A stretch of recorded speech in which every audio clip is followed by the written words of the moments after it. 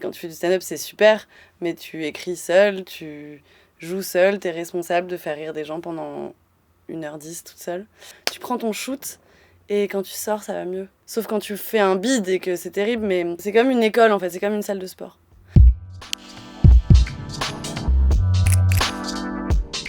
Je porte pas de chemise, j'ai pas fait d'école de commerce, je monte pas encore ma start-up.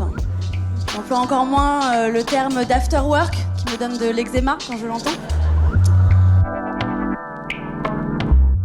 À mes yeux, les musiques de Michel Legrand sont indissociables des films de Jacques Demy.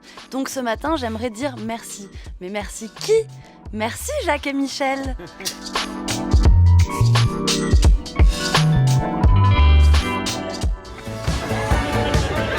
Faites un maximum de bruit pour Prune, la bouche la plus sale d'Île-de-France.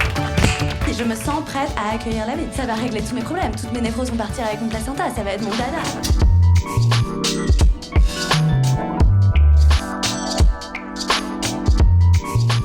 On a été hyper soft dans la série.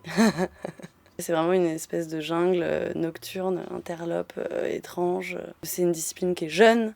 Il y avait beaucoup moins de femmes que d'hommes. Pardon. On m'avait tout fait, mais l'enfant caché jamais. C'est une place à prendre, c'est un combat. Les femmes ont peut-être moins besoin aujourd'hui de prendre leur place dans un truc provoque cul. Bonsoir. Moi, ce que j'aime dans la vie, c'est les langues, les wads et les bites. Il y a des femmes qui parlent de dépression, des femmes qui parlent d'amour. On m'a plaqué aussi sur moi un truc de empowerment, sexpowerment, cash, fille de Blanche Gardin, machin. C'est un truc que les autres te mettent, enfin ils te mettent dans une case, alors que toi tu ressens pas ça.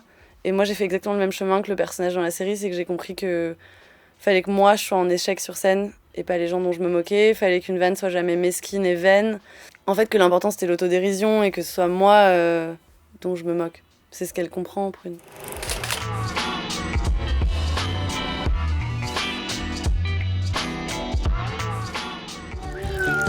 T'as vu comme c'est pratique ? J'ai trop envie de voir des fictions qui me racontent la sexualité qu'on connaît dans la vie. Ce qui était important pour moi, c'est que ce soit pas esthétisé et que ce soit rigolo. Je bande. Je trouve que c'est super de pouvoir aborder la sexualité dans un truc positif, une sexualité positive, joyeuse et dans la comédie. Et qu'on se marre, quoi.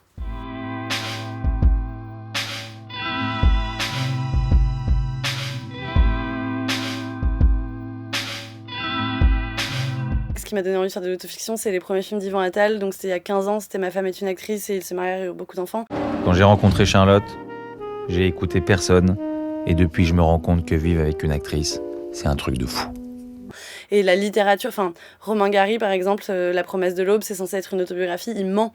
Le truc des 200 lettres à sa mère, c'est faux. Du coup, j'aime bien ce truc d'enlever le 4e mur, d'être le plus naturaliste possible. Pour arriver à ça, il faut être au plus proche, de te faire croire que je suis à côté de toi, je suis ta meilleure copine, ou je te fais croire que c'est moi qui parle. Mais je dis n'importe quoi. Sauf que comme je te le dis de façon hyper désamorcée, détendue, en mon nom, en tenant un micro et en disant « je », bah tu crois que c'est vrai. Et à l'inverse, il y a des moments où je raconte des trucs tellement gros en prenant une voix, en faisant un personnage de fiction, en faisant des gestes, sauf qu'en fait je raconte un vrai truc, mais personne n'y croit. Et donc c'est ce truc de mentir vrai.